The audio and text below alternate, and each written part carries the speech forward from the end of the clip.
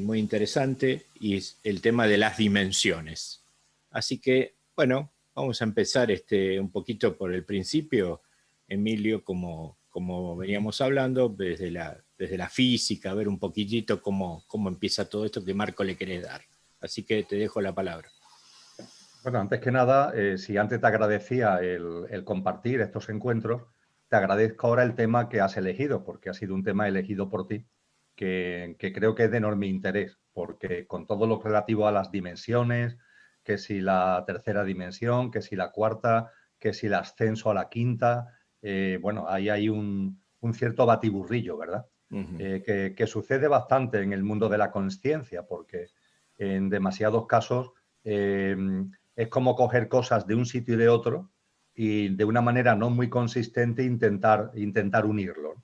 Y la verdad es que sí, que hay un cierto lío y yo creo que es pertinente que para que nos situemos, o en fin, poner nuestro granito de arena para que nos situemos en conciencia cuando hablamos de dimensiones y ascenso a la quinta dimensión, de qué estamos hablando, acudiendo a lo que han aportado al respecto las tradiciones espirituales serias y también a lo que la ciencia actual, aporta al respecto. Y en ese sentido, como tú muy bien dices, quizá lo primero sea recordar que cuando acudimos a las dimensiones, creo yo que lo primero que tenemos que hacer es precisamente acudir al ámbito de lo que nos dice la ciencia, ¿no? Y con relación a las dimensiones, dentro de la ciencia hay dos grandes ramas que hay que tener en cuenta. La rama de la física y de la astrofísica, la meto en un único bloque, de la física y de la astrofísica, y después las matemáticas. Evidentemente la física, la astrofísica y las matemáticas están indisolublemente unidas, pero hay que tener en cuenta las perspectivas que da cada una al respecto. Desde el punto de vista de lo que es la física, es muy simple de entender. Hablamos de tres dimensiones espaciales, el largo, el ancho y el alto, para expresarlo de una forma sintética.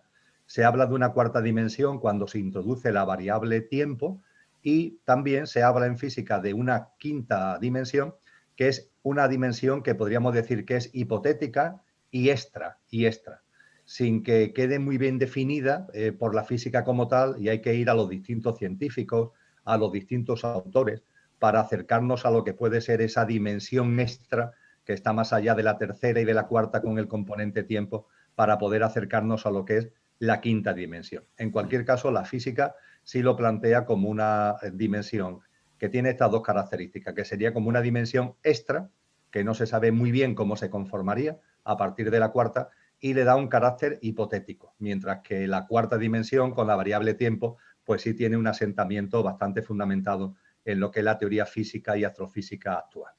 Eso por una parte. Con relación a las matemáticas no tienen ningún problema para trabajar con las distintas dimensiones, incluida la quinta, en cuanto que lo que hace las matemáticas es trabajar con agrupamientos, por decirle así, de números reales, y esos agrupamientos de números reales puede ser de 2, de 3, de 4, de 5 o de los que sea.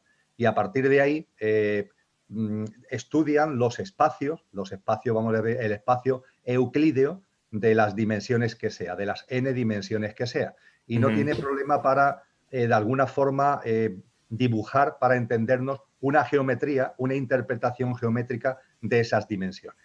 De hecho, si se entra en Internet y desde el punto de vista matemático se analiza la quinta dimensión, pues aparecerán, se pueden encontrar gráficos representativos de lo que puede ser esa quinta dimensión. Es decir, para las matemáticas, por tanto, al igual que para la física es algo, vamos a decir, hipotético, para las matemáticas no tiene ningún problema en su aparato en el establecer distintas dimensiones y el dibujar incluso espacialmente lo que pudiera ser una quinta dimensión. Y eso también hace que se hable tanto de la mano de la física como de la mano de la astrofísica y de las matemáticas, se hable también de una especie de hiperesfera que tendría que ver con un espacio pentadimensional. Entonces, esa hiperesfera pentadimensional también ha sido dibujada, también ha sido tratada en el ámbito de la ciencia. Y por fin, todo eso da lugar también a un concepto que es enormemente potente, donde la ciencia y sobre todo la astrofísica actualmente, la física y la astrofísica, están avanzando mucho, que es el concepto de hiperespacio. El concepto de hiperespacio está ligado precisamente a distintas geometrías, a distintas concepciones de lo que puede ser el universo. La ciencia como tal considera hoy mayoritariamente que el universo es plano, aunque no vamos a entrar en ello, porque es un tema que para explicarlo necesitaríamos media entrevista, Claro. pero hay un convencimiento de la ciencia actual de que el universo es plano, pero dentro de ese universo plano se dibujan posibilidades de distintos planos dentro de ese universo. Y ahí aparece el concepto de hiperespacio. En definitiva, cuando hablamos, por tanto, de la quinta dimensión, no es algo, y yo diría que esa es la conclusión, Jorge, no es algo extraño para la ciencia, ni es extraño para la física, ni es extraño para la astrofísica, ni es extraño para la matemática, más allá de que sean concepciones que se mueven en el ámbito de lo teórico, en el ámbito de lo experimental y en el ámbito incluso de las propuestas más vanguardistas de nuevas interpretaciones de la realidad.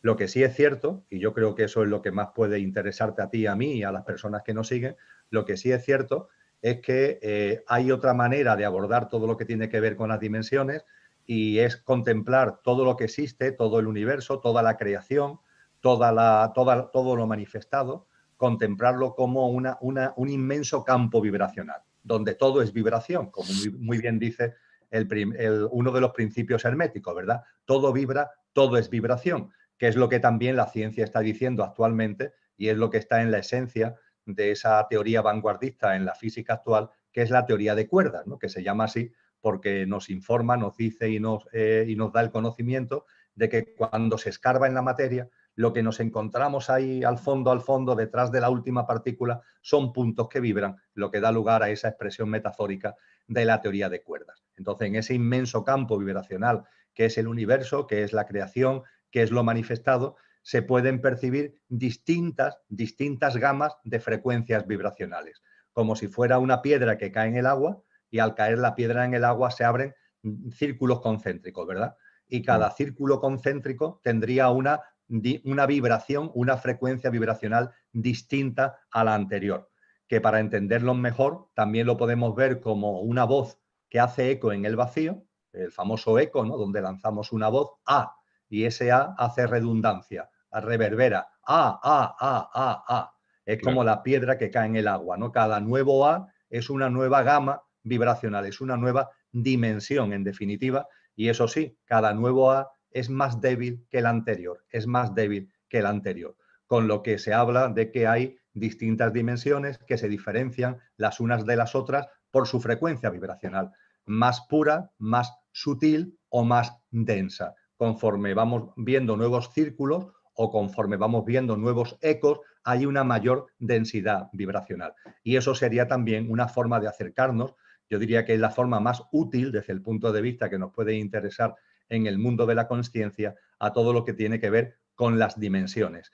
Una vibración que reverbera es lo que el cristianismo en el Evangelio de San Juan denominan el verbo, ese verbo que dice San Juan nada más que comenzar el Evangelio, que el verbo, que al principio fue el verbo era Dios y el verbo estaba con Dios.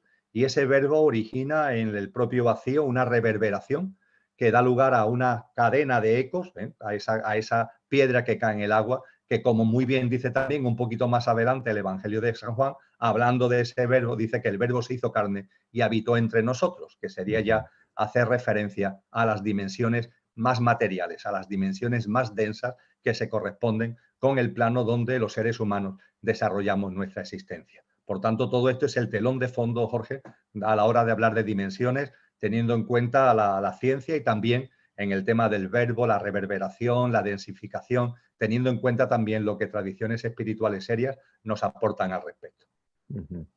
Bien, y yendo ahora específicamente a las tradiciones espirituales, digamos, ¿qué información nos llega a nosotros de todo esto, ¿no? Pues a mí me gusta hacer referencia fundamentalmente a un libro que la verdad es que es muy curioso y es muy ilustrativo de lo que hemos hablado ahora, de la existencia de distintos planos dimensionales de mayor a menor frecuencia vibracional, que es un libro del siglo II, Jorge. El libro tiene como título, es un libro escrito en latín por un señor llamado Dionisio Areopagita y se publicó en el libro segundo. Traducido al castellano, su título es La jerarquía celestial. La jerarquía celestial. Me consta que ese libro se estudia todavía, vamos, los contenidos de ese libro se estudian todavía en la teología cristiana y dentro de la teología cristiana, más concretamente en la angeología. ¿Qué es lo que hace Areopagita? Pues fíjate que hemos hablado de que podemos ver todo lo manifestado, todo el universo, como un campo vibracional, donde, como la piedra que cae en el agua y abre círculos concéntricos, o el eco que va haciendo distintos ecos cada vez de menor frecuencia vibracional, pues bien, con ese telón de fondo, en la jerarquía celestial de Areopagita, nos encontramos una clasificación de las distintas gamas vibracionales, una clasificación bastante detallada de las distintas gamas vibracionales, con una singularidad, y es que si la ciencia es más dada a hablar de las dimensiones por número, que si la primera, que si la segunda, que si la tercera, en cambio Areopagita, quizás respondiendo a la tradición de la época, a la tradición del momento en el que escribe el libro, no habla de números al referirse a las distintas gamas, a las distintas dimensiones vibracionales, sino que le da nombres que yo creo que para muchas personas que vean este vídeo, algunos de estos nombres les resultarán conocidos, porque él habla de que desde la divinidad pura, ¿no? Lo que podríamos decir el primer sonido primigenio, ¿no? Lo que los orientales denominan también el Om, ¿no? A partir de ese sonido primigenio, donde arranca lo que aquí llamaríamos el proceso de manifestación, lo que llamaríamos el proceso de inflación cósmica y el consiguiente Big Bang, ¿no? Lo que es lo más cercano, es decir, ese punto de arranque, a partir de ahí habla de distintos círculos concéntricos y lo va clasificando por cercanía mayor o menor a ese punto donde se supone que hay una vibración extremadamente pura. Entonces él habla de los querubines, habla de los serafines, habla de los tronos, habla de los principados, habla de las virtudes, es decir, le va dando nombres bastante poéticos a cada una de estas franjas vibracionales que van de las más puras, de las más sutiles, a las más densas. Y así se va acercando hasta llegar a el plano arcangélico, el mundo de los arcángeles, el plano angélico y por fin el plano humano, con lo que el plano humano sería vecino, para entendernos, del plano angélico. El plano angélico tiene una mayor frecuencia vibracional que el humano, pero es vecino al humano. Y el arcangélico tendría una mayor frecuencia vibracional que el angélico y sería fronterizo con el angélico. Entonces, toda esa serie de denominaciones que a mí personalmente me parecen extremadamente poéticas. Tú fíjate, por ejemplo, de las que hemos usado el término ser afín, ¿no? Claro. Los serafines, ¿no? Que por su frecuencia... Más cercano a la fuente sería, Claro, digamos. efectivamente, más cercano a la fuente, más cercano a la vibración más pura, de ahí precisamente ese precioso nombre de serafines, ¿no? Que si lo analizamos significa ser afín, lo más cercano, lo más similar vibracionalmente parecido a la fuente, efectivamente. Y en definitiva, Dionisio Areopagita nos ofrece esta escala de dimensiones, de gamas vibracionales, y resulta curioso ahí constatar, Jorge, que si vamos de la más pura hasta llegar al plano material donde se vive la experiencia humana, en total podemos enumerar 11 dimensiones. Es concretamente lo que podemos extraer como conclusión final de esta obra realmente curiosa del siglo II de Dionisio Areopagita, insisto, la jerarquía celestial. Y digo que es curioso constatar que actualmente, cuando la ciencia contemporánea ha integrado, ha asumido, ha visto que todo vibra y que detrás de la materia realmente hay vibración, y no solamente de la materia, sino de la materia en todas sus manifestaciones, sea materia ordinaria, sea lo que se denomina materia oscura, lo que hay es vibración. La teoría que, como comentábamos anteriormente, más ha avanzado al respecto y que es una teoría de vanguardia de la ciencia actual, de la física actual, es la teoría de cuerdas. Pues bien, en la teoría de cuerdas, en el año, si no recuerdo mal, 1995, fue a finales del siglo XX, se buscó un punto de consenso, porque dentro de la teoría de cuerda pues hay distintas percepciones. Se está indagando, se está investigando y es maravilloso que no todos los científicos tengan exactamente la misma percepción, sino que dentro de ese marco general que es la teoría de cuerda hay distintas percepciones y distintas aportaciones. Y en orden a facilitar el avance y en orden a facilitar que hubiera una serie de puntos comunes, por así decir, para facilitar el avance en la indagación científica, se elaboró la denominada teoría M. la teoría M de la teoría de cuerdas. Creo que fue allá por 1995. Y la teoría M habla de un número de dimensiones. Y ese número de dimensiones que propone la teoría M es precisamente 11. Es precisamente 11. Cuando se ligan las dos cosas resulta curioso, ¿no? Que un libro del siglo II haga un acercamiento poético, pero bastante profundo, a los espacios dimensionales y a las diferencias entre ellos con nombres tan poéticos como los que hemos referido, y que la ciencia actual mira por donde pues también nos habla de 11 dimensiones con la teoría M de la teoría de cuerdas, ¿no? No creo, yo no personalmente estoy convencido que las casualidades no existen, y la verdad yo creo que es una bella, muy bella causalidad. Claro, claro, sí, sí.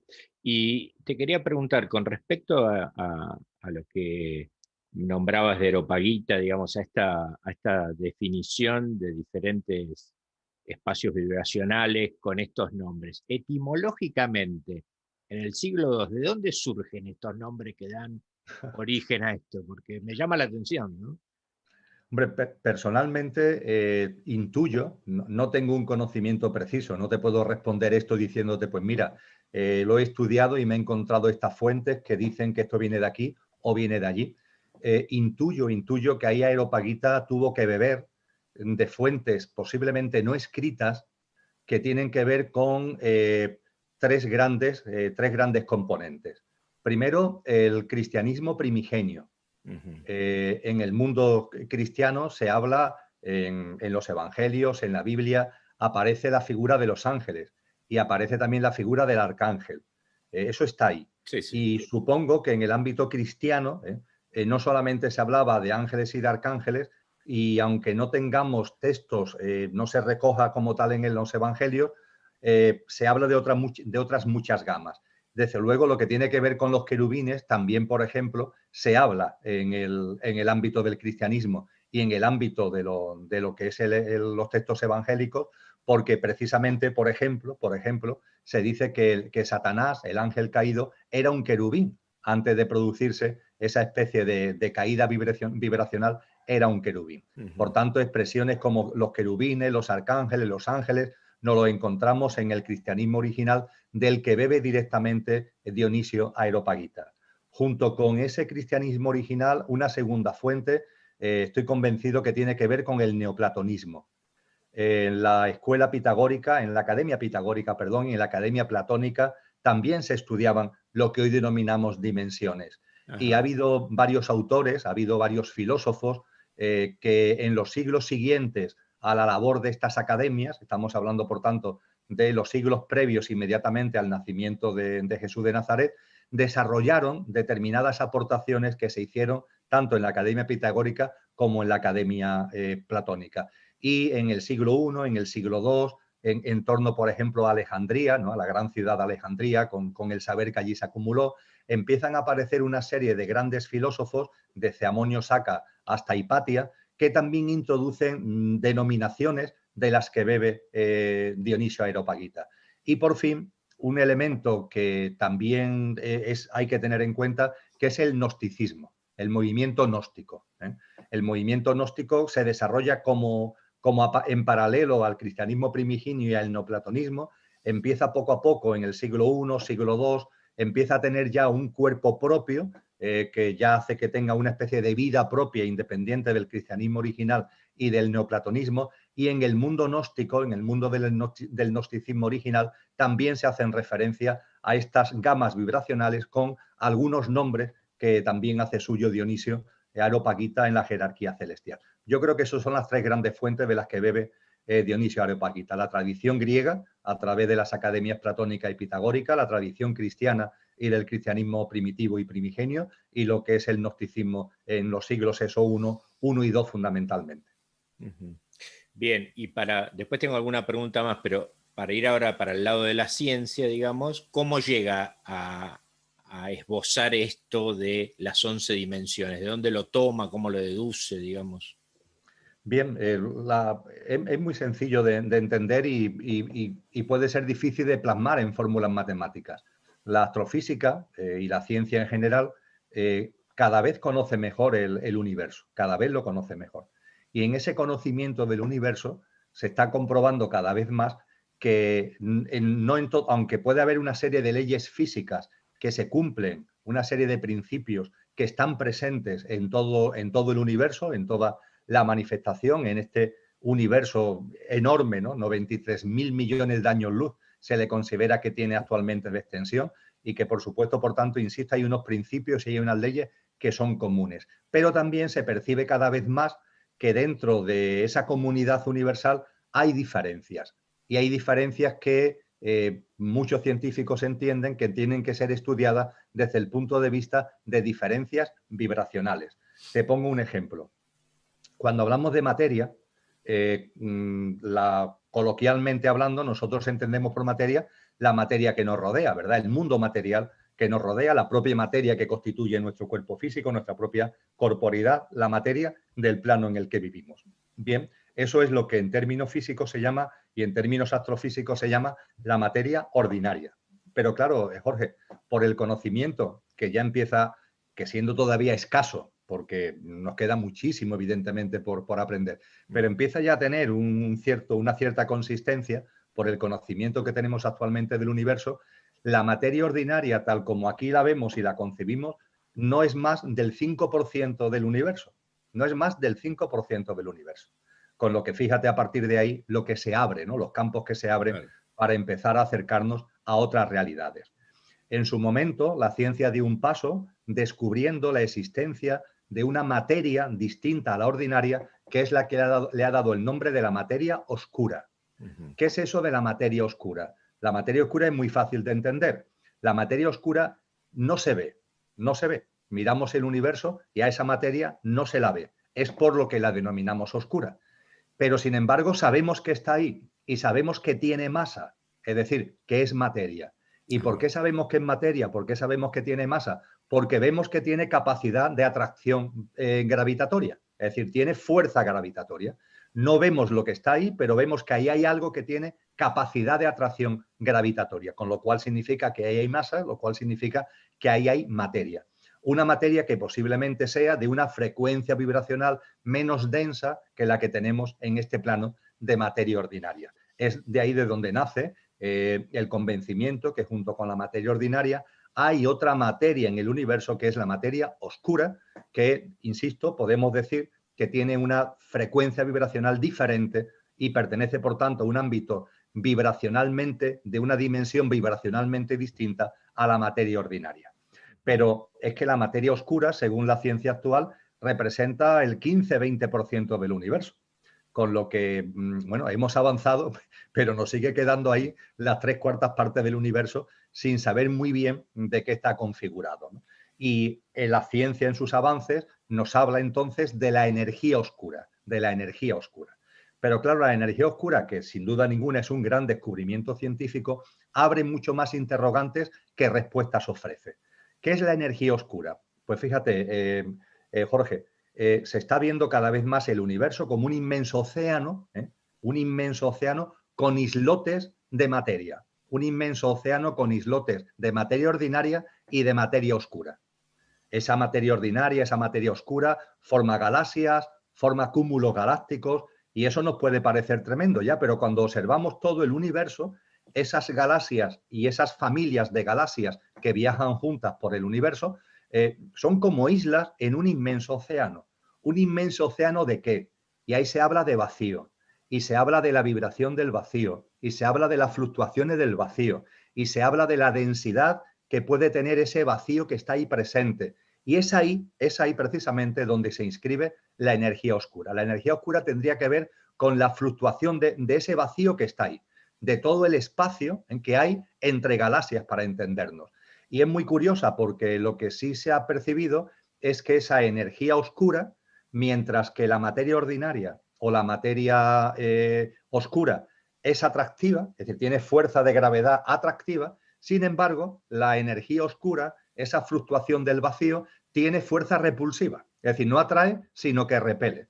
Y es eso precisamente lo que explica que en un universo donde hay galaxias, donde hay planetas, donde hay estrellas, teóricamente ese universo debería estar contrayéndose, porque al haber esas masas al haber esa materia ordinaria, al haber esa materia oscura, al haber esos planetas, esas estrellas, esas galaxias, esos cúmulos galácticos, la fuerza gravitacional de todos esos astros debería hacer que el universo se contrayera. Sin embargo, el universo se está expandiendo y se está expandiendo más que se expandía al principio, es decir, con más rapidez de lo que se expandía al principio, curiosamente. Y eso se achaca precisamente a que esa energía oscura no tiene fuerza atractiva, sino que tiene fuerza de expansión, tiene fuerza repulsiva. Bueno, pues en todo este contexto, fíjate, de materia ordinaria, de materia oscura, de energía oscura, fuerzas gravitacionales que tiran hacia adentro, energía oscura que tiene energía repulsiva y expansiva. En todo ese mundo es donde se inscriben las diferentes bandas vibracionales, las diferentes gamas vibracionales,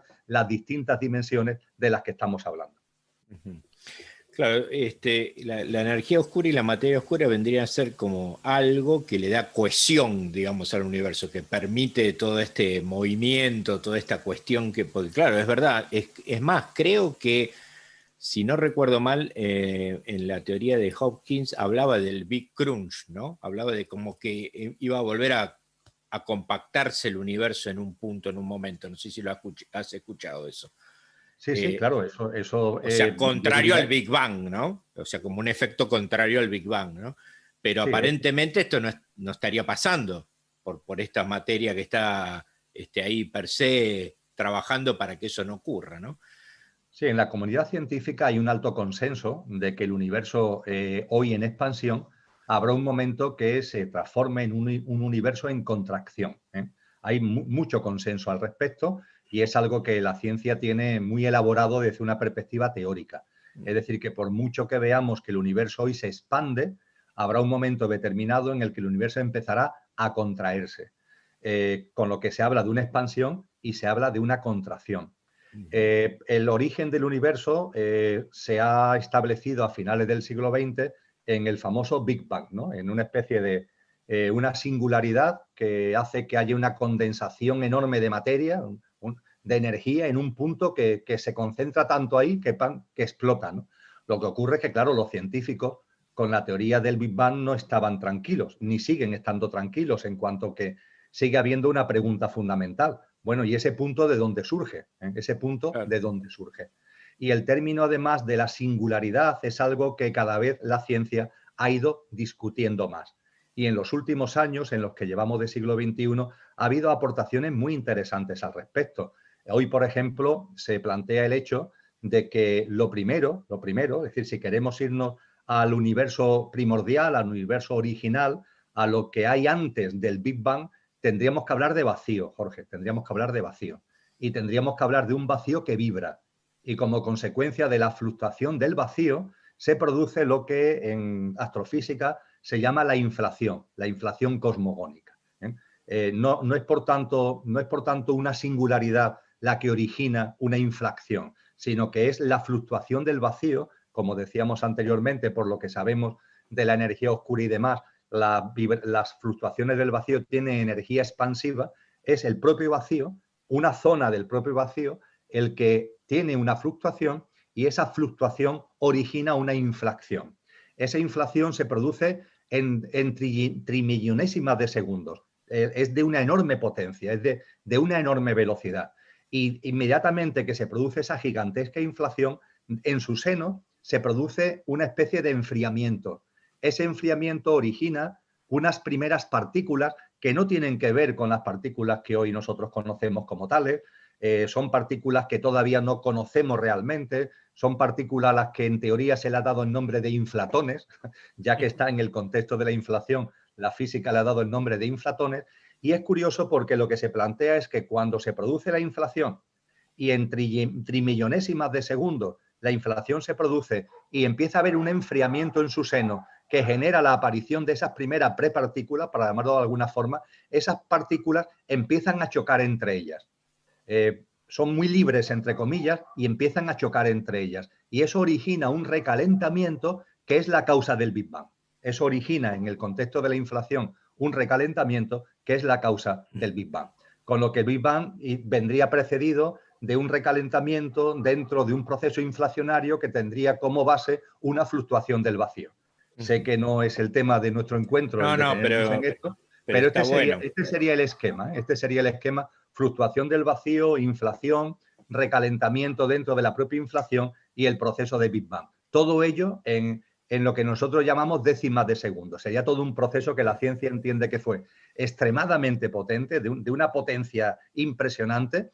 La inflación mucho más potente que el Big Bang, aunque el Big Bang fuera también enormemente potente, y que en términos de lo que nosotros denominamos tiempo, fue muy rápido. También es verdad que estamos hablando de unos planos dimensionales, que donde el tiempo posiblemente no tenga nada que ver en su concepción y en su desarrollo y desenvolvimiento con lo que nosotros denominamos tiempo. Sí, y es muy interesante entender el concepto, porque antes, digamos, al vacío, digamos, había una analogía con la nada, pero como que eso no fuese nada y que no pasara nada, y sin embargo vos me estás contando que algo que cambia todo, que es que el vacío vibra, ¿no? Y al vibrar produce todo este efecto que vos me estás relatando. Y la pregunta sobre eso es, entonces, ese efecto de inflación, ¿no? ¿El anterior efecto es el OM que sale de la fuente, que genera eso? Como si fuese todo el verbo que, ¿no?, generó todo ese movimiento. ¿Se le puede entender así? Si atendemos a lo que nos comparten las tradiciones espirituales que han ahondado en este tipo de asuntos, el cristianismo nos habla del verbo, tal como comentábamos anteriormente, pero en todas las tradiciones orientales, fundamentalmente en el hinduismo y en las tradiciones previas al propio hinduismo, se profundiza en esto. Y para expresarlo de una forma muy breve y muy coloquial, Jorge, lo que se hablaría sería más o menos de lo siguiente. Hay algo que siempre ha existido, que es un espacio que podríamos denominar de vacío. Porque el vacío no hay que crearlo, no hay que crearlo, no necesita ningún proceso de creación. ¿Por qué? Porque es vacío. Claro, ahí surge un distingo enorme entre el vacío y la nada. Y eso no está claro ni en lo que se manifiesta en las tradiciones espirituales, ni por supuesto en lo que la ciencia actualmente está aportando. ¿Dónde empieza el vacío y dónde termina la nada? ¿O dónde empieza la nada y termina el vacío? ¿Qué relación hay entre nada y vacío? Lo cierto es que el concepto de nada a los seres humanos nos despista, porque no tenemos punto de referencia. El vacío, aunque también es un componente, es un concepto bastante complejo, pero por lo menos sabemos lo que es una habitación vacía, lo que es un vaso vacío, ¿verdad? Por lo menos tenemos alguna referencia que nos sirva mínimamente para entendernos. Pero en las tradiciones antiguas lo que habría sería una especie de nada, que a su vez es todo. Algunos filósofos y sabios antiguos lo llamaron el vacío plenum, un vacío que, sin embargo, potencialmente contiene todo. Una nada donde potencialmente está todo. De la misma forma que en matemáticas el número 0 contiene todos los números. Porque en matemáticas el número 0 contiene todos los números. ¿Por qué? Claro. Porque 1 menos 1 es 0. El más 2 y el menos 2 es igual a 0. Es decir, claro, el 0 contiene al menos 1 y al más 1, al más 2 y al menos 2, al más 3 y al menos 3, al millón y al menos el millón, al cuatrillón, claro, y menos al cuatrillón. Todos los números están en el 0, ¿no? Pero sin embargo están en tan perfecto equilibrio, la simetría es tan perfecta, el equilibrio es tan perfecto que están en potencia, no se llegan a manifestar. Es así como se nos describe una especie de espacio que no ha habido que crear, que siempre ha estado creado, un espacio de nada, un espacio que también se le denomina de insustancia primordial. De insustancia, fíjate, no de sustancia, sino claro, de insustancia primordial. Antiguamente los antiguos le dieron el nombre de pradana, un espacio suprainfinito, porque al no ser nada no tiene límite ninguno, no es que sea infinito, es suprainfinito, pradana, un espacio suprainfinito de insustancia primordial. Y en ese contexto de ese inmenso espacio suprainfinito de insustancia primordial, que es nada, que es vacío, ese vacío vibra, tiene un componente de vibración. En un momento determinado, en una zona, por decirlo así, en una región de ese espacio suprainfinito de insustancia primordial, se produce una fluctuación del vacío.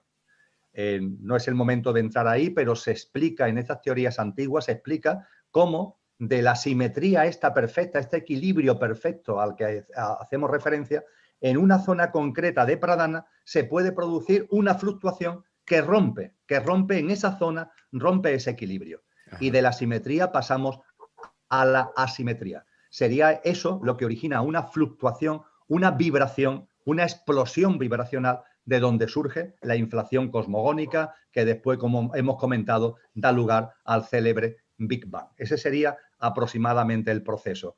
Pradhana siempre ha existido, siempre existirá, un espacio suprainfinito de insustancia primordial, y en Pradhana, por una serie de circunstancias que también se estudian en las tradiciones antiguas, en zonas de Pradhana, y por tanto este no tiene por qué ser el único universo, puede haber muchos universos, se producen en determinadas regiones o zonas de Pradhana vibraciones, emanaciones, explosiones vibracionales que originan lo que aquí ya denominamos la inflación cosmogónica, el Big Bang y todo el devenir de creación del universo que conocemos. Pero de la misma forma puede haber otras fluctuaciones del vacío que hayan dado lugar a otros universos. De hecho, también la existencia de muchos universos también es algo que Stephen Hawking, en su artículo póstumo, el artículo que se publicó poco después de haber fallecido, habla, ¿no? Habla por primera vez con claridad de la existencia, de la posible existencia de un número finito de universos. Que finito, pero que es bastante grande, ¿no? El número ese. Claro, hombre, claro, efectivamente. Fíjate, nosotros, la gente tiene comúnmente la idea de que el universo, me refiero al universo en el que se desarrolla nuestra vida, que el universo es infinito.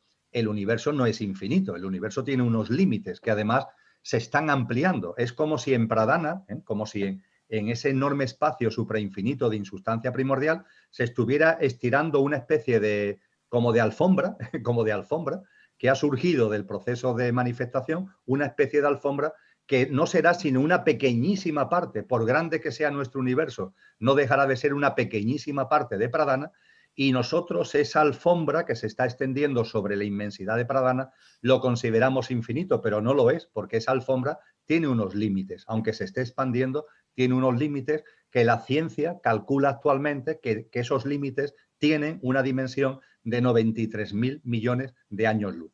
Claro, 93.000 millones de años luz no entra en la cabeza. Una extensión tan inmensa que para nosotros pues es como si fuera infinito, pero no lo es. Hay que tener en cuenta que un año luz son casi 9,5 billones de kilómetros. Un año luz, 1,5 billones de kilómetros. Bueno, pues multiplica un año luz por 93.000 millones. No te alcanzan las calculadoras.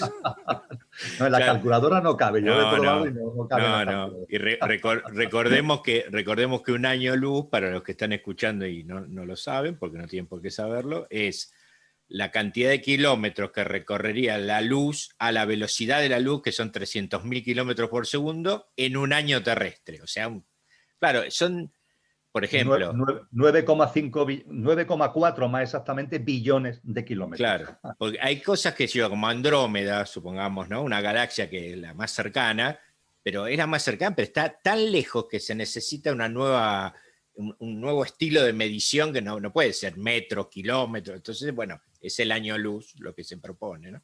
Y es muy interesante esto de los universos paralelos, ¿no?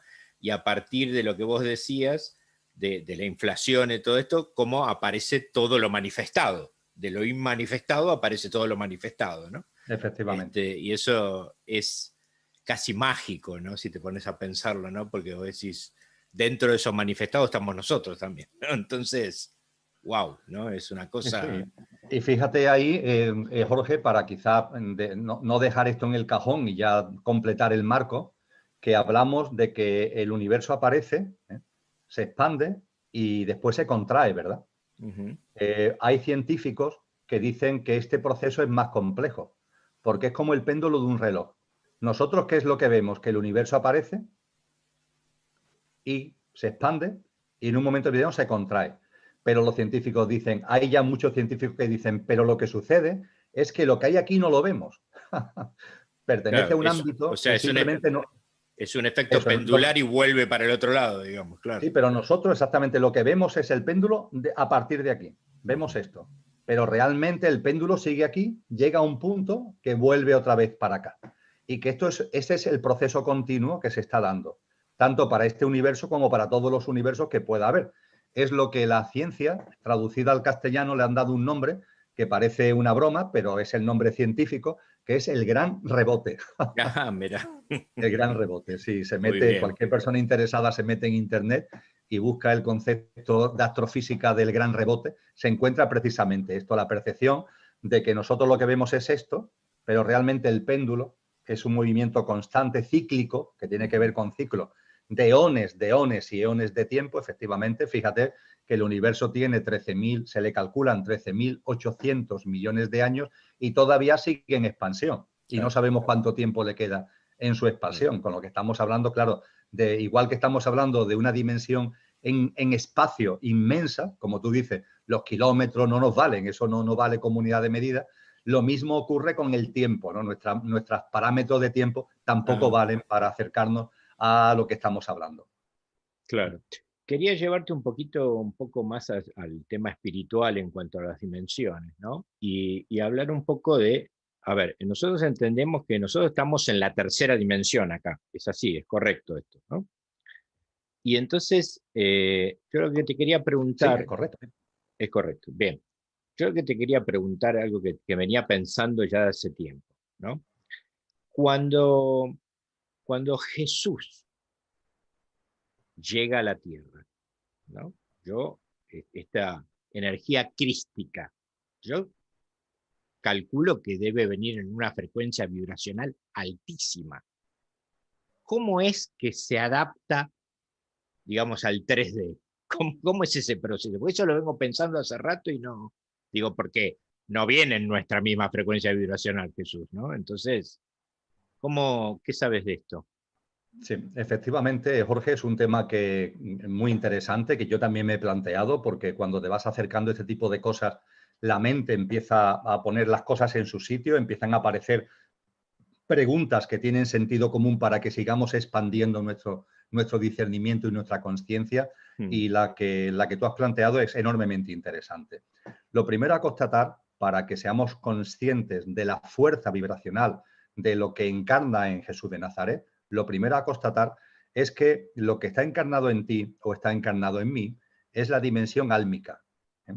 Eh, el alma es una especie de instrumento, de vehículo que utiliza el espíritu para poder bajar, para poderse relacionar, para poder conocer y experimentar las dimensiones, ahora volvemos a hablar de planos y dimensiones, más densos. Entonces el espíritu es como si requiriera de un vehículo que de alguna forma, lo hemos hablado quizás en algún programa, es como el que se mete en el fondo del mar, Sí, sí, necesita un batiscafo, ¿verdad?, para poder sí, llegar sí, abajo. sí. Bien, entonces en los seres humanos hay encarnadas almas que se han individualizado, almas individuales, proyecciones que llamamos almas individuales. En el caso de Jesús no se encarna un alma individualizada, se encarna la fuerza crística, la fuerza espíritu, de forma directa. No hay un intermediario, no hay un vehículo, sino que hay una plasmación, hay una encarnación directa de la fuerza espiritual crística.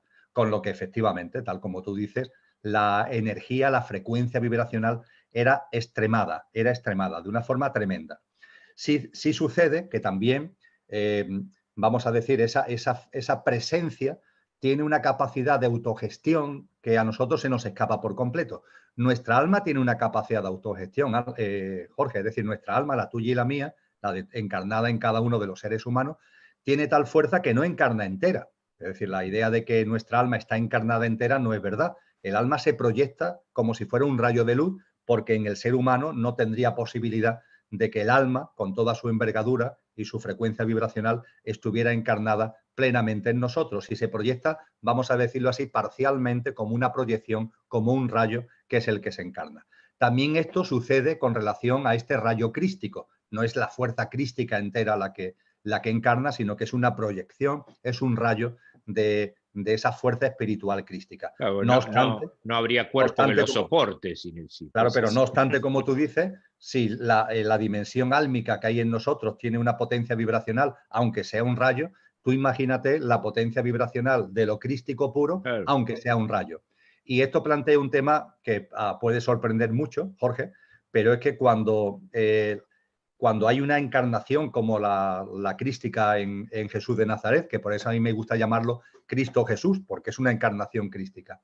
Cuando hay una encarnación crística, que ha habido, que yo sepa, solamente una, la de Jesús de Nazaret, yo no conozco ninguna otra. Es un evento cosmogónico que no se produce, que no se repite, se produce cuando tiene que producirse. Pero sí, claro, nuestras almas, las que están encarnadas en los seres humanos, van evolucionando en consciencia. Es decir, cuando llegan aquí, se produce lo que es el gran olvido por el mundo tan material que vivimos, pero en una cadena de vidas la consciencia va apareciendo y eso hace que su frecuencia vibracional sea cada vez mayor, con lo que se llega a un nivel donde podemos hablar de maestros, de yogis, de mahatmas, el nombre que cada uno le quiera dar, que ahí hace referencia a Mahatma en hinduismo, son grandes almas, es la traducción exacta, ¿no? Claro. De bodhisattvas que hablan los budistas, estaríamos hablando de almas que tienen ya una tremenda frecuencia vibracional, con lo que también hay serios problemas para que puedan encarnar, aunque sea la proyección de un rayo de luz. ¿Esto cómo se solventa? Es decir, ¿esto cómo se sale del atolladero? Pues bien, lo que se hace es que las fuerzas espirituales, y estamos hablando de fuerzas espirituales, Jorge, van preparando los materiales con los que en un momento determinado pueda aparecer un cuerpo con las características necesarias para poder albergar o a una de estas grandes almas y no digamos ya a la fuerza crística. En el caso específico del cuerpo de Jesús de Nazaret hubo una preparación enormemente larga en el tiempo, enormemente prolongada en el tiempo, de distintas generaciones. Mira, en los evangelios hay 2 evangelios de los 4 que se inician en sus primeros apartados, realizan una descripción de todo el linaje de Jesús desde el principio. Uno se remonta más, otro menos, pero se hace una descripción de todo el linaje. Se puede pensar, ¿por qué este énfasis en hacer esa descripción tan tremenda? Hay quien dice, es para poner de manifiesto que Jesús tenía un linaje real porque procedía de la estirpe de David, efectivamente. Claro. Sí, pero ahí está ese dato. Y cuando nos vamos acercando más al nacimiento de Jesús, conocemos que se producen circunstancias que no logramos bien entender, ni falta que nos hace, diría yo, pero lo importante es darnos cuenta que suceden cosas que son extraordinarias. Es decir, la concepción de María, por ejemplo. Bueno, eso de que queda embarazada por el Espíritu Santo suena a broma, ¿verdad? Pero tenemos que ir más allá de la metáfora para intentar escarbar en el fondo.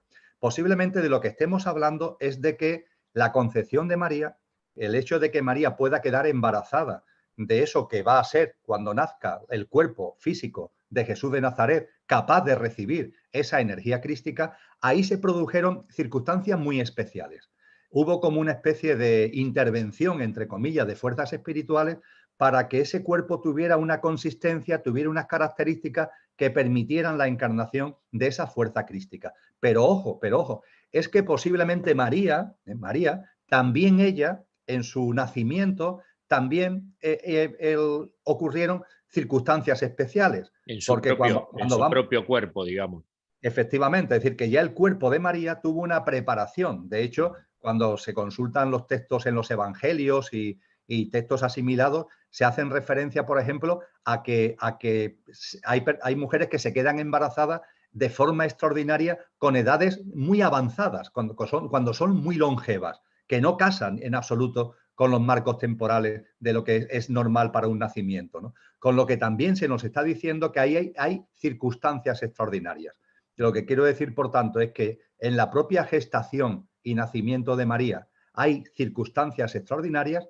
Posiblemente también, si tuviéramos información de la cadena generacional, hablando de los padres, de los abuelos, de los bisabuelos de María, también nos iríamos encontrando circunstancias extraordinarias y finalmente en el propio nacimiento de Jesús se dan circunstancias extraordinarias. Esas circunstancias extraordinarias se expresan metafóricamente, pero lo que nos vienen a referir es que se precisa una intervención, una preparación desde los planos espirituales que va de generación en generación para que pueda dar un cuerpo con la capacidad de recibir esa enorme fuerza crística. Mira, en el siglo XX vivió una persona que yo he admirado enormemente, que fue Krishnamurti. Krishnamurti en su momento hubo quien pensó que era una especie de nuevo Cristo. No es el caso. No es el caso porque, como decía, la encarnación crística es un fenómeno cosmogónico que transforma la evolución ya no solamente de la humanidad, sino del planeta. Y por tanto, Krishnamurti no corresponde a una nueva encarnación crística como algunos pudieron pensar en algún momento.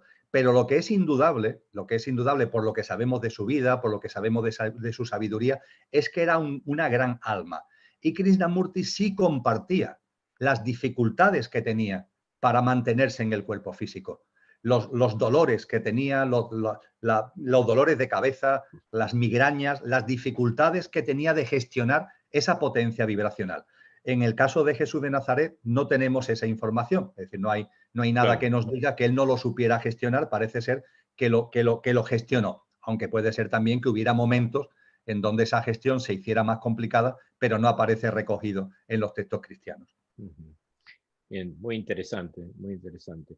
Bueno, y yendo específicamente a esto de la quinta dimensión, ¿no? Y para ir cerrando ya, digamos, porque a mí me llama la atención que si estamos en la tercera, ¿por qué a la quinta? ¿Qué pasa con la cuarta? Algunos me argumentan que la cuarta es totalmente astral. Entonces, eso son lo que me ha llegado a mí. Entonces, bueno, un poco qué tiene que ver esto del astral en la cuarta, es la pregunta, y otro poco cómo es el ascenso vibracional del planeta, de Gaia, del universo. ¿Cómo sería esto que se llama ascenso a la quinta dimensión? Bien, perfecto. Vamos a ver, cuando hablamos de que estamos en la tercera dimensión desde el punto de vista de los planos físicos, largo, ancho y alto, para entendernos. En las tradiciones espirituales se señala desde hace miles de años que la Tierra es un ser vivo, donde hay encarnada, igual que en ti hay encarnada una esencia, tú y yo, todos los seres humanos, somos una apariencia, pero hay una esencia encarnada con el nombre que cada uno le quiera dar. Hemos hablado de espíritu, de alma, que cada uno dé el nombre que considere oportuno. Y en la Madre Tierra pasa exactamente igual. En el planeta Tierra hay una apariencia, que es el planeta como tal, físicamente hablando, pero ahí hay encarnado una esencia. Una esencia que va evolucionando en consciencia. Aquí nuevamente los parámetros espaciotemporales se rompen. El planeta Tierra no tiene una vida de unas cuantas decenas de años. Es un proceso de muchísimo tiempo. Al planeta Tierra se le calculan 4.453 millones de años de edad, 4.453 millones, y no da la sensación de que esté envejecido, entre comillas, que le puede quedar, por tanto, mucho tiempo. Con lo que, comparado con nuestras decenas de años, se nos rompen los esquemas, ¿verdad? Pero, como es abajo, es arriba, como es en lo micro, es en lo macro. En el planeta Tierra hay una esencia encarnada, su apariencia es el planeta y hay una esencia encarnada que evoluciona en consciencia, Las tradiciones antiguas, Jorge, nos dicen que esa evolución en consciencia va pasando por ciclos, que podemos también ligar a una nueva frecuencia vibracional, a una frecuencia vibracional más elevada para entendernos. Y en esas tradiciones se nos habla que hace ya tiempo que el planeta Tierra está en su cuarta fase, en su cuarto ciclo. Por tanto, estaría en su cuarta gama vibracional, que sería, por tanto, la cuarta dimensión. Es decir, el planeta Tierra, desde el punto de vista de evolución de consciencia, según estas tradiciones, estaría concretamente la denominación que se utiliza, que puede despistar un poquito, pero como es la que se usa, no quiero dejarla de usar, estaría en su cuarto globo, El cuarto globo sería la cuarta fase evolutiva en consciencia, en evolución en consciencia del propio planeta. Con lo que nuestra humanidad está viviendo en el contexto del cuarto globo. Y en ese sentido, la Madre Tierra sigue evolucionando, seguirá evolucionando. Y habrá un momento determinado que pase a la quinta fase, por decirlo de alguna forma. Y esa quinta fase sería el quinto globo, que también lo podemos denominar la quinta dimensión.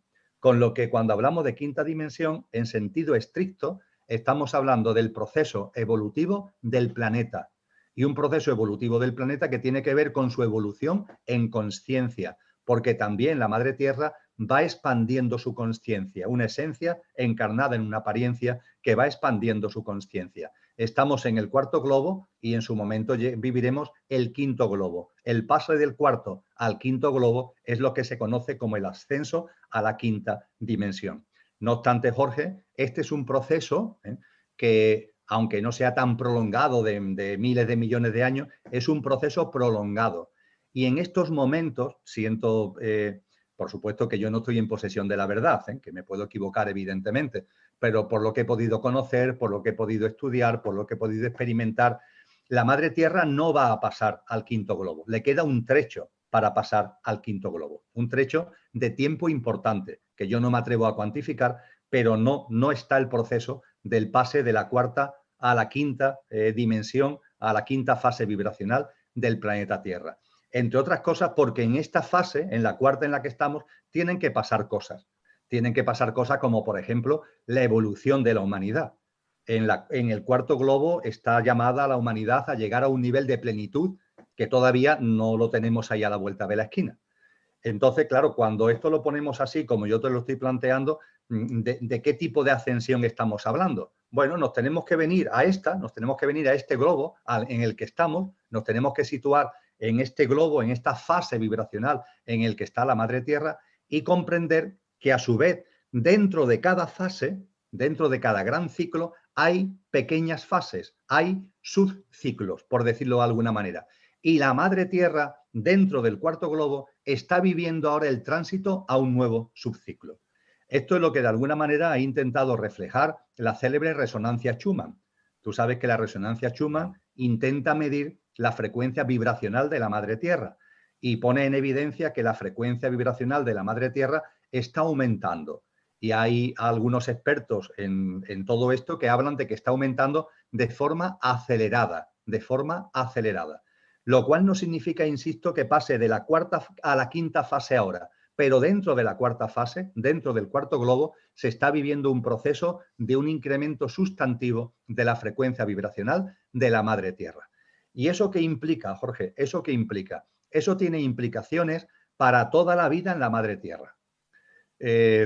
Para entenderlo mejor, todas las formas de vida que estén en la Madre Tierra tienen que tener una sintonía vibracional con el ser vivo, que es la Madre Tierra, que las contiene. Todas las modalidades de vida, todas las formas de vida, me da igual que sean del plano del reino que sea, el mineral, el vegetal, el animal, el humano, tienen que tener una sintonía vibracional con la Madre Tierra, porque la Madre Tierra es la que lo integra. Y si no hubiera esa sintonía vibracional, esas formas de vida, por decirlo de forma coloquial, serían una especie de cáncer, ¿no?, en el contexto de la vida en la Tierra. A ese respecto, si, por ejemplo, admíteme esto metafóricamente hablando, es una metáfora simplemente. Sí. Si la frecuencia vibracional de la Tierra es 10, vamos a suponerlo, estoy hablando por hablar, para hacer un ejemplo sencillo de entender. Si la frecuencia vibracional de la Tierra es 10, la sintonía vibracional no tiene por qué ser 10, sino que la Tierra admite una banda de sintonía. Con lo que si la Tierra tiene un nivel vibracional 10, la Tierra admite formas de vida que estén entre 5 y 15. Ajá. La Tierra está en 10, entonces admite por abajo 5 y por arriba 5. Hay una banda vibracional de resonancia, una banda vibracional de sintonía vibracional. Por tanto, si la Tierra está en el nivel 10, todas las formas de vida, incluso las que a nosotros nos parece que son más densas, pero ahí hay otros mundos que se le escapan todavía al entendimiento humano, tienen que estar entre 5 y 15. Si estás por debajo de 5, no puedes estar en la Tierra porque chocas vibracionalmente con ella. Si estás por encima de 15, tampoco puedes estar en la Tierra porque choca. Esa forma de vida chocaría con la frecuencia vibracional que admite el campo vibracional de la Madre Tierra. Por tanto, fíjate, hipotéticamente, si la Tierra tuviera una frecuencia 10, las formas de vida entre 5 y 15, ¿vale? ¿Qué sucede si la Madre Tierra va aumentando y da un paso adelante en su frecuencia vibracional? ¿Qué es lo que está sucediendo en estos momentos? No solamente porque lo diga la resonancia Schumann, sino porque también hay tradiciones espirituales que hablan de esto. ¿Qué sucede si, sigo hablando coloquialmente, poniendo ejemplo para que lo pueda entender nuestra mente? ¿Qué pasa si la frecuencia vibracional de la Madre Tierra de 10 pasa a 15? De 10 pasa a 15. Puedo decir 13 o 12, pero lo digo para que se entienda más fácilmente, ¿no? Con números así más enteros. De 10 pasa a 15. Pues bien, ¿qué sucedería? Repetimos lo de la banda de El de resonancia y de 5 sintonía no vibracional. tendría más lugar ya. Las formas de vida que pueden estar en una madre tierra entre 10, que tenga 15, es entre 10 y 20. Entre 10 y 20. Antes, entre 5 y 15. Ahora, entre 10 y 20. Y tú lo has dicho muy bien. Oye, ¿y qué pasa con las frecuencias vibracionales 5, 6, 7, 8, 9, que hasta ahora han podido vivir en la Tierra y a partir de aquí, ¿qué pasa? Pues simplemente que no pueden seguir viviendo en la Tierra. Y cuando aquí hablamos de frecuencias vibracionales, estamos hablando de frecuencias vibracionales no tanto de la corporidad física, sino del elemento álmico, el elemento esencia que está encarnada en la Madre Tierra. La Madre Tierra va evolucionando en consciencia y todas las formas, todas las esencias encarnadas en muchas formas de vida en la Madre Tierra tienen que ir en una banda bastante importante, porque fíjate que estamos hablando de una banda de sintonía, la permisividad, por así decir, la generosidad es bastante amplia, pero claro, tiene unos límites. Y cuando la Tierra va avanzando, los que se están quedando aquí simplemente no tienen cabida a esa nueva Tierra, por decirlo de alguna manera. Es por esto por lo que se ha hablado siempre del surgimiento de una nueva humanidad. La nueva humanidad es una humanidad que va avanzando también en conciencia. Y esa nueva humanidad va de la mano de una nueva tierra. Entonces, las tradiciones espirituales nos dicen que esta humanidad en la que estamos actualmente, que en los términos de los ciclos humanos es la quinta, vamos hacia la sexta humanidad. La sexta humanidad será de una frecuencia vibracional mucho más alta, será una humanidad que ya empiece a vivir, aunque sea solamente empezar, pero empiece a vivir no apegada a la apariencia, sino a la esencia. Eso es la sexta humanidad, una humanidad de una frecuencia vibracional más alta.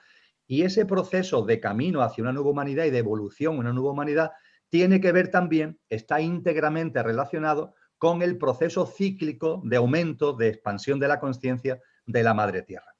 Entonces, todo el cuadro se cierra, no hay casualidades. Hay una evolución de la Madre Tierra, hay una evolución de todo lo que encarna en la propia Madre Tierra. Eso afecta a la humanidad, la Tierra aumenta su frecuencia vibracional, la humanidad está llamada a configurar una nueva humanidad, que por tanto será una nueva humanidad en una nueva Tierra. No significa un planeta distinto, que eso a veces también hay confusión. Una nueva Tierra, algunos lo entienden en otro planeta. No, es este planeta, lo que ocurre es que el planeta ha aumentado su frecuencia vibracional y precisamente por eso también, en sintonía con eso, es la existencia de la nueva humanidad. Bien, y esta sexta humanidad que vos enunciás, digamos, tendría obviamente un nivel vibratorio más alto. ¿Y qué cosas no habría? ¿Eso se sabe? Por ejemplo, ¿seguiría existiendo la dualidad o no? ¿Qué cosas habría con respecto a eso? Bien, lo que nos han dicho algunos maestros es que nada, fíjate, Jorge, nada de lo que suponen los pilares, las referencias de esta humanidad actual, que parece da síntomas ya de colapso, ¿verdad? De agotamiento, nada de lo que forma parte de esta humanidad, dicho de una forma bella, está invitado a la siguiente. Nada, nada. Y eso hace que yo me plantee una pregunta que también he planteado abiertamente, ¿no? ¿Estoy invitado yo? Es decir, porque nos han dicho nada de la antigua humanidad, de la vieja humanidad, está invitado a la nueva. Nos tenemos que preguntar, ¿estoy invitado yo? Y claro, aquí cuando hablamos de lo que está invitado, de lo que no está invitado, es una invitación, una autoinvitación y tiene que ver con consciencia, no tiene que ver con ninguna otra cosa, con consciencia. La sexta humanidad será una humanidad que viva desde el plano álmico, haciendo realidad los atributos y las cualidades de nuestra alma. Las humanidades que ha habido hasta ahora han ido en proceso, cada una ha aportado lo que tenía que aportar y ha habido un proceso de millones y millones y millones de años, maravilloso, con distintas humanidades, antes de la nuestra la Atlántida, antes de la Atlántida Lemuria, antes de Lemuria la Hiperbórea, antes de la Hiperbórea la Polar, pero todas ellas, la Polar, la Hiperbórea, la Lemur, la Atlante y la nuestra, las 5, el ser humano ha vivido desde la apariencia. Ha vivido identificado con el pequeño yo, ha vivido identificado con lo que tiene fecha de caducidad, ha vivido identificado con lo efímero y perecedero que hay en el ser humano. Esto ya se acaba. Esto ya se acaba. La humanidad ha ido evolucionando, cada vez hay más seres humanos que hemos empezado a tomar conciencia de que aunque nuestra apariencia es maravillosa, pero no es la apariencia lo que somos, porque la apariencia es efímera y tenemos una esencia imperecedera. Esto se ha extendido ya mucho en la humanidad, está integrado en muchos seres humanos y esto va acompañando a un aumento de la evolución de conciencia y de la frecuencia vibracional humana que va acompañando a la del planeta. Y en la sexta humanidad, los seres humanos vivirán desde el componente álmico, siendo conscientes, por tanto, de que la muerte no existe, por ejemplo, Jorge, siendo conscientes de que la muerte no existe. Y eso, a su vez, esa nueva percepción, esa nueva forma de vivir que tiene que ver con vivir desde el alma y no vivir desde la apariencia, eso conllevará también transformaciones de nuestro ADN, que también se habla mucho de ello actualmente. También, sí. Habrá transformaciones de nuestro ADN, de modo y manera que nuestro cuerpo, seguiremos teniendo un cuerpo, por supuesto, y será un cuerpo humano, pero será de una mayor frecuencia vibracional, será más sutil y menos denso del que tenemos ahora. No será un cuerpo angélico, ¿no? Que tienen cuerpos muy sutiles, ¿no? No, seguiremos teniendo una densidad, pero la frecuencia vibracional será mayor.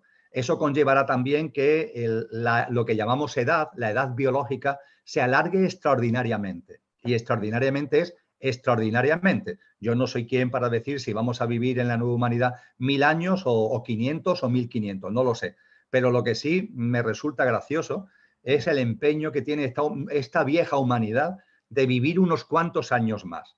La forma de verdad de que haya una longevidad es viviendo en una humanidad radicalmente distinta, donde la transformación en autoconsciencia es tal que incluso la propia corporidad se hace más sutil y se vive ya en espacios temporales que se nos escapan totalmente a nosotros. Entonces, esa nueva humanidad vivirá sobre parámetros donde no habrá economía, habrá otra cosa, no habrá política, no habrá instituciones, no tendrá nada que ver con lo que son los pilares de la humanidad actual. Hoy tenemos unos pilares que han sido generados y creados ¿desde dónde, Jorge? ¿Desde dónde? Desde la apariencia. Cuando hablamos de economía, cuando hablamos de política, cuando hablamos de instituciones, cuando hablamos de cualquier cosa, ¿desde dónde se ha generado todo eso? Desde, vamos a reconocerlo, desde la parte egoica y egocéntrica del ser humano. Ha sido así y le tenemos que estar agradecidos porque ha jugado su papel, Pero eso ya no nos vale. A la humanidad en su conjunto, que vamos avanzando en conciencia, cada vez nos vale menos. Es como un traje, como una blusa, como un traje que nos ha servido cuando teníamos 14 años, 17 años, 18 años, pero es que estamos creciendo. En este caso no es un crecimiento físico, sino un crecimiento en conciencia. Y el traje se queda pequeño. Y ese traje hay que dejarlo, ya está, porque no nos cabe. Y vamos a construir esa nueva humanidad. La estamos generando ya entre muchísimos seres humanos. Insisto que los parámetros vitales de esa nueva humanidad serán radicalmente distintos a esta. No tendrá nada que ver, igual que lo que es nuestra humanidad, sus parámetros de vida son enormemente distintos a la Atlántida, por ejemplo, que fue la anterior, a pesar de que nosotros y ellos, esta humanidad y la Atlante, donde también nuestras almas estuvieron encarnadas, esta humanidad y la Atlante viven desde la apariencia y a pesar de eso tienen enormes diferencias, con lo cual imagínate cómo serán las diferencias con una humanidad, la sexta, que ya no vive desde la apariencia, sino que empieza a vivir desde la esencia. O sea, viviríamos más identificados con lo que realmente somos, ¿no? Con ese yo superior, hasta incluso el cuerpo evolucionaría, este cuerpo que también va evolucionando, digamos, va a ir evolucionando en frecuencia y permitiría estas cuestiones que vos estás nombrando. Muy interesante, Sí. ¿no? Fíjate, Jorge, que esa sexta humanidad yo he compartido que viviría desde el componente álmico. Aún no desde la divinidad, desde el núcleo duro de la divinidad que hay en nosotros y que podemos denominar espíritu, ¿no? Lo que los cristianos llaman el Espíritu Santo, el espíritu que siendo uno está en cada uno, que la Academia Platónica denominó la mónada, que en el lenguaje hinduista le llaman el Atma, la chispa divina, ¿no? Que está en todo, que está en ti, que está en mí. Ese es nuestro auténtico ser, porque el alma sí ya pertenece a la esencia, pero hay algo más puro, de mayor vibración dentro de nuestra esencia, que es ese espíritu. La sexta humanidad todavía no vive desde ahí, Todavía no vive desde ahí. Evidentemente ya tiene una perspectiva de la vida totalmente distinta. Claro. Insisto, porque es el ejemplo más evidente. Ya no se creerá que va a morir, porque está viviendo desde algo que es inmortal. Que desde una perspectiva álmica que tiene unas dimensiones de vida que no tienen nada que ver con lo que denominamos muerte, ¿verdad? Y eso se vivirá. Sabremos que nuestro cuerpo, aunque sea sutil, vivirá muchos más años, pero en algún momento fallecerá. Pero no habrá una preocupación por eso, porque sabremos que nuestra dimensión álmica, y no digamos ya nuestra dimensión espiritual, sigue viva, sigue viva. Será la séptima humanidad, la que viva desde el componente espíritu. Y con la séptima humanidad se completa el plan humano. Cuando Jesús de Nazaret, al que hemos hecho referencia antes, él decía, el Padre y yo somos uno. Eso solamente lo puede decir encarnado en un ser humano que ya está viviendo desde el espíritu. Porque el espíritu es la esencia divina y, por tanto, un ser humano que vive desde el espíritu puede decir, no de farol, no de broma, sino no como acto de orgullo, sino legítimamente, el Padre y yo somos uno. Eso se plasmó en la figura de Jesús de Nazaret. Y a eso estamos llamados todos. Cada uno puede llevar el ritmo que considere oportuno, porque hay libre albedrío. Pero después hay un ritmo, como por así decir, masivo. Es como en las carreras ciclistas que hay un pelotón, pero los que se escapan, ¿no? Bueno, pues el pelotón, estamos en la quinta humanidad, irá a la sexta humanidad y por fin ya, en un tiempo muy prolongado, llegará a la séptima humanidad. En la séptima humanidad será en la que todas las almas encarnadas, todos los seres humanos de esa séptima humanidad vivirán desde el espíritu. Cosa que, insisto, en la quinta humanidad ya ha hecho Jesús de Nazaret, ya ha hecho Cristo Jesús. Por eso, Jorge, cuando a Jesús se le han dado denominaciones, en los evangelios, Jesús a él mismo solo se autodenomina de una manera. Solo se autodenomina de una manera. El Hijo del Hombre. Él hace suyo, él admite y él hace suyo la denominación el Hijo del Hombre. Yo soy el Hijo del Hombre. ¿Qué significa eso, Jorge? Con lo que acabamos de compartir se puede entender. Él estaba viviendo aquí ya y ahora como la humanidad está llamada a vivir en la séptima humanidad, que es la humanidad plena, la humanidad que ya está viviendo con su apariencia, pero desde la dimensión puramente divina y espiritual que todos tenemos. Él se llamaba el Hijo del Hombre porque es el fruto, la forma de vivir que él vivía, donde el Padre y yo somos uno y donde el Espíritu está totalmente presente, es la forma en la que vivirá la humanidad en la séptima raza, en la séptima humanidad, en el séptimo ciclo. Y ahí es donde, cuando se llegue a esa séptima humanidad, cuando se complete esa séptima humanidad, eso irá acompasado, Jorge, al proceso cíclico de la Madre Tierra, donde la Madre Tierra pasará al quinto globo, del que antes hablábamos. Ahí sí, será ya un paso muy importante. Las dimensiones espirituales que están encarnadas en el ser humano habrán cumplido, entre comillas, toda su misión, toda su función en el plano humano.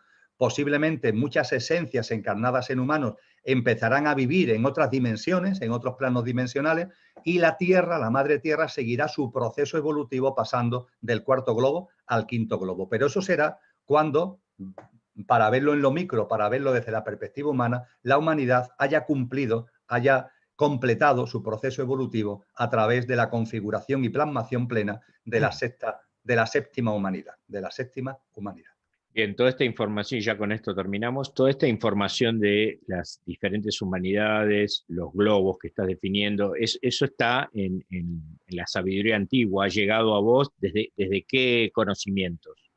Sí, ahí está en la sabiduría antigua. La sabiduría antigua, afortunadamente, ha habido también hombres y mujeres que la han estudiado a lo largo de los siglos, que han intentado hacer como compendios, como resúmenes para acercarnos a esa sabiduría. Y lo que tiene que ver fundamentalmente con la genealogía de la humanidad, el tema de la Tierra con globos, las humanidades, etcétera, yo aconsejo un libro que es un libro no largo, no es largo, pero es intenso, pero no es largo, que se llama La genealogía del ser humano, que es de una autora llamada Annie Besant. Annie ¿eh? Es Besant. una teósofa, ¿no? Es una teósofa, efectivamente. El libro es de principios del siglo XX. Entonces, pues ella vivió, ella fue presidenta de la Sociedad Teosófica, creo recordar que entre 1907 y 1933, una cosa así, y escribió muchos textos, y este en particular, tiene una especie de resumen de todo lo que hemos compartido. A la persona que quiera estudiarlo de una forma mucho más amplia, hay un libro de referencia publicado en 1891 que es la célebre Doctrina Secreta, ¿no? de Elena Blavatsky. El primer tomo, en las ediciones que se han hecho en castellano, normalmente, por ejemplo, en España hay una edición muy buena de la editorial Sirio, son 6 volúmenes. El volumen 1 se centra fundamentalmente en lo que en las tradiciones espirituales se llama la cosmogénesis. Ahí es donde se habla del surgimiento del universo, de lo que hemos hablado de los temas vibracionales, y ahí también ya se apunta a todo lo que tiene que ver con la madre tierra, con los distintos globos, con el ente que está encarnado en la madre tierra, etcétera, etcétera. Todo eso está recogido con mucha extensión y profundidad en el primer volumen. Y el segundo volumen se dedica fundamentalmente a antropogénesis, a las humanidades, la evolución humana, todo lo que también hemos compartido en la segunda parte de nuestro encuentro. Bueno, creo que hemos dado un pantallazo más de lo que nos habíamos propuesto. Así que, Nos no, suele pasar siempre, es Jorge, que nos suele está, pasar. claro, es que está concatenado, ¿no? Una cosa te va llevando a la otra, una cosa te va llevando a la otra y así vamos. Así que bueno, la verdad, un gusto. Creo que esto ha ayudado a develar un montón de cuestiones con respecto a lo que es la quinta dimensión y todos los otros temas. Así que yo te agradezco muchísimo y bueno, ya seguiremos con otros temas en futuros encuentros. Sí, yo lo que espero, Jorge, es haber aclarado alguna duda y sobre todo haber abierto muchas preguntas. Eso Haber es, abierto muchas preguntas. eso es. Yo Sí. lo que animo a todas las personas que gracias a ti vean este vídeo es que indaguen, que busquen. Si este tipo de cosas que hemos compartido, hay algo que las llama a ellos, que vayan buscando, que vayan leyendo los textos que he comentado u otros textos. Porque la duda, la pregunta y la duda es el factor de impulso de la conciencia. Si no Claro, tuviéramos preguntas, si no hubiera dudas, nos convertiríamos en amebas concienciales, ¿no? claro. Entonces, todo lo que son preguntas, lo que son dudas, eso sí, lo que tenemos que hacer es que las preguntas y las dudas sean activas, que no nos paralicen, ¿no? Que no nos queden paralizados, sino que sean factores de impulso para indagar, para buscar y para que sigamos expandiendo y creciendo conciencialmente hablando. Así que muchas gracias, Jorge. Un abrazo muy Bueno, fuerte. muchas gracias y seguimos por privado un momento. Gracias, ¿eh? Muchas gracias.